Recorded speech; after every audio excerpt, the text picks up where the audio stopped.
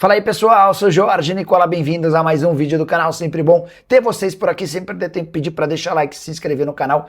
Informação exclusiva, Hernan Crespo já começa a correr risco de demissão no São Paulo. A avaliação interna é de que o trabalho é ruim. Um dos seus grandes aliados na diretoria era Márcio Carlomagno, que não é mais superintendente geral do clube, ele atuava como uma espécie de CEO. Vou dizer mais.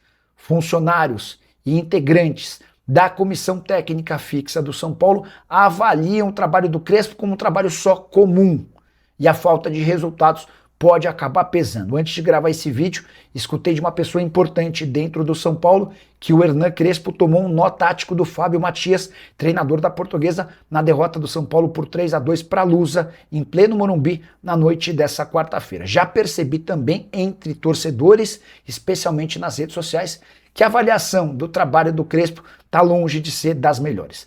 Não dá para dizer que o Crespo cai, por exemplo, em caso de derrota pro Palmeiras, mas aquele processo de fritura interno já existe.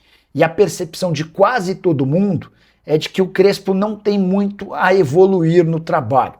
Relações com atletas também estão longe de ser as melhores, já existiram alguns rumores, nada confirmado, embora não exista um atrito pesado, não dá para dizer que o elenco morre de amores pelo treinador. E diante desse cenário, e com o São Paulo fora do G8, do grupo de classificados para a próxima fase do Campeonato Paulista, o Crespo vai precisar de melhores resultados e de desempenho se ele quiser ter vida longa no São Paulo.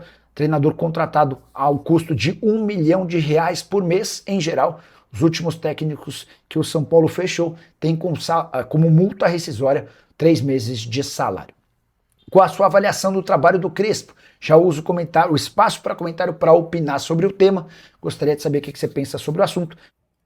O Tim Mazuco está por aqui, o Breno Oliveira também. Quem não sabe sobre reforços no São Paulo, ontem se chegaram a perguntar se houve algum avanço com o Julian Fernandes, a informação que eu tinha era de que não. O que está mais perto hoje no São Paulo não é nem de chegar, é de sair. As tratativas entre Corinthians e São Paulo deram uma avançada. Vai haver uma compensação financeira por parte do Corinthians para o São Paulo, pelo empréstimo do Alisson até dezembro. O acordo vai girar entre R$1 milhão e R$1,5 milhão e vai ser pago de forma parcelada. O São Paulo queria porque queria essa grana, à vista. O Corinthians afirmou que não tinha condição de fazer esse pagamento à vista e os últimos detalhes estão sendo acertados, tá bom? O Marcelo Gomes da Mata. Boa noite, Nicola. Marcelo, em Campinas. Crespo corre risco de demissão, sim. Não havia tratado sobre o tema ainda, porque não tinha nenhuma fonte que me garantisse isso. Agora já posso dizer com tranquilidade de que o processo de fritura a Hernan Crespo já começou. O grande defensor do Crespo na diretoria do São Paulo era Márcio Carlomagno, que já não é mais CEO do clube. Ele entregou ontem ele fica até dia 2 de fevereiro, mas já entregou a sua carta de renúncia e vai embora. O Márcio funcionava como braço direito do Júlio Casares e era fã incondicional do Hernan Crespo. Sem essa figura de proteção na diretoria, o Crespo vai precisar começar a colecionar melhores resultados. Temporada atual de 4 pontos em 12 possíveis, o time está fora do G8. O Crespo já havia terminado o ano relativamente em baixa. Até ouvi de um dirigente do São Paulo a seguinte expressão: o Crespo tomou um nó tático do Fábio Matias, técnico da Portuguesa, na derrota do São Paulo por 3-2 no Morumbi. De fato, a Portuguesa foi melhor do que o São Paulo durante a maior parte da partida. Por conta de todo esse contexto, falta de resultados, desempenhos ruins, perda do seu principal defensor, dá para dizer que o Crespo precisa começar a colecionar resultados. A começar no jogo do final de semana contra o Palmeiras, na Arena Barueri. O Heitor Fernandes está pedindo para falar sobre Zenon no São Paulo. O Zenon recusou a possibilidade de ir para o Alavés, tá? A proposta foi aceita pelo Boca, mas foi recusada pelo Zenon. O aspecto financeiro foi o determinante.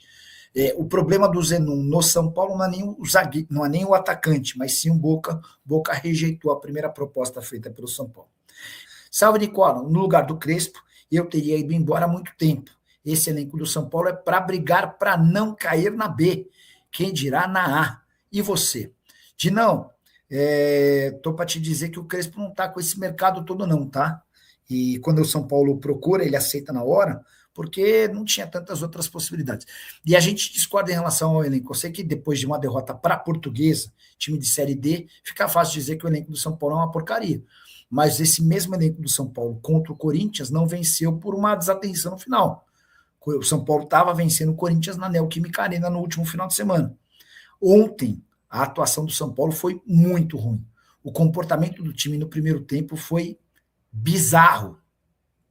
Portuguesa, só para ilustrar para vocês, o Caleri, sozinho, custa mais do que toda a delegação da Portuguesa. Então você pega o elenco inteiro da Portuguesa, comissão técnica, só o Caleri ganha mais do que todo mundo, tá? Se você pegar o salário do Lucas Moura, o Lucas Moura sozinho equivale a 1 mês e meio da folha salarial inteira da Portuguesa. E Caleri e Lucas Moura estavam em campo ontem. Isso significa que automaticamente o São Paulo vai ganhar? Não, mas significa que há muito mais qualidade, muito mais capacidade de um lado do que do outro. E o primeiro tempo do São Paulo ontem foi muito ruim. São Paulo foi entrar no jogo depois da parada técnica, depois da conversa com o Crespo, porque nos primeiros 20 minutos o São Paulo aceitou que a Portuguesa ficasse com a bola, parecia que os caras estavam indo para um casado contra solteiro. E eu acho que o técnico tem culpa, os jogadores têm culpa, enfim, é um conjunto de culpas, né? E agora nem dá mais para culpar o presidente, né? Que é o que tudo indica, tem muita culpa no cartório, mas já renunciou e já não é mais um problema São Paulino. Certo? Se o Crespo sair, o Barcelos pode subir para o profissional? O Lucas, eu vou dar uma opinião e não uma informação, porque, repito, eu não consegui ouvir nada no São Paulo de discussão sobre técnicos, tá? Mas, cara, o trabalho desse cara é bem bom, mas bem bom mesmo. Mas no ano de... Enfim, cara, eu acho que a torcida do São Paulo precisaria estar muito convencida de que ele é uma alternativa para que a diretoria tivesse a coragem de levar essa história adiante, tá? Eu tenho dúvida, tá? O Tomás Martins, outro que está sempre com a gente, acha que o Renato Gaúcho aceitaria vir para o São Paulo? Acho. O Renato Gaúcho falou que estava cansado, precisava de um tempo e acabou saindo do Fluminense, né? Muita gente disse que ele até se arrependeu, não sei, cara. Ele depois até contou que estava curtindo férias, família, praia, enfim. Acho que ele precisa dessas pausas, né? Um cara de enorme capacidade financeira. Então, não é o técnico mais conceituado, não é o técnico de mais capacidade tática, mas é um cara de bom vestiário, enfim. Não acho maluquice não, tá? O Renato Gaúcho nunca aceitou o convite de São Paulo como jogador e nem como técnico. Será que agora, sem perspectiva de trabalhar no Rio, ele não aceitaria? Como o patrocínio da manga do São Paulo com o Magnum Bank, com a saída do Casares. Será que muda alguma coisa? Porque o contrato não foi assinado pelo Casares, né? Pelo contrário, o Casares até estava tentando fazer um outro negócio. O negócio foi fechado pelo Tony. Eu acho que não muda nada. E o Corinthians está tentando atravessar o São Paulo para ficar com um dos destaques da Copa São Paulo de Juniores. Eu me refiro a Luiz Fernando, lateral e ponta, de 19 anos de idade, que tem feito grande participação com a camisa do Ibrachina na Copinha. Ele tem 7 partidas, 2 gols e 2 assistências, as 2 assistências que garantiram a classificação do Ibrachina contra o Palmeiras por 2-1 na última segunda-feira. Foi também o Luiz Fernando que marcou o gol da classificação contra o Internacional em outro mata-mata. Antes de gravar esse vídeo, consultei Ibrachina e São Paulo para entender como é que estava essa negociação. Antes da Copinha, São Paulo e Ibrachina fecharam um contrato de empréstimo com opção de compra. Esse contrato está assinado, mas não foi confirmado pelo BID, Boletim Informativo Diário. No momento do acordo e da assinatura, vale a lembrança, a janela de transferência estava fechada.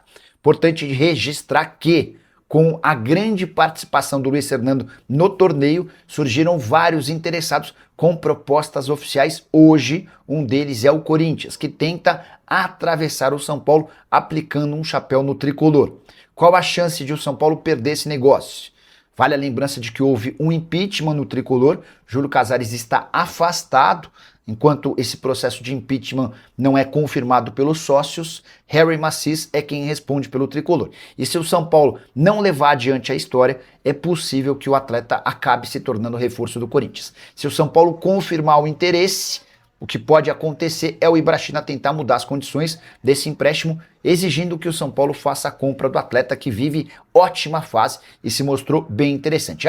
Só para completar, registrar também que antes da Copinha o São Paulo já havia fechado a compra de 20% de um atacante chamado Antony, 17 anos de idade. Ele arrebentou no Campeonato Paulista Sub-17, mas esse menino, até por ser mais novo, não foi utilizado na Copinha. E tem debandada no São Paulo depois da renúncia de Júlio Casares, anunciada no final da tarde dessa quarta-feira. Mais 2 dirigentes caíram. Márcio Carlomagno, que atuava como uma espécie de CEO do São Paulo, e Dedé, que cuidava do futebol social. Eles se juntam a Mara Casares e Douglas Schwartzman, que estão completamente eliminados da nova diretoria sob o comando de Harry Macis. A ideia do novo presidente é não fazer mais grandes mexidas, mas ele entendia que era importante que essas alterações de pessoas muito próximas a Júlio Casares e que em algum momento tiveram seus nomes envolvidos em escândalos como aqueles do camarote pudessem não fazer mais parte do tricolor. São Paulo, que dentro de campo perdeu por 3-2 para a Portuguesa e se colocou numa situação mais complicada no Campeonato Paulista, são 4 pontos conquistados depois de 12 disputados.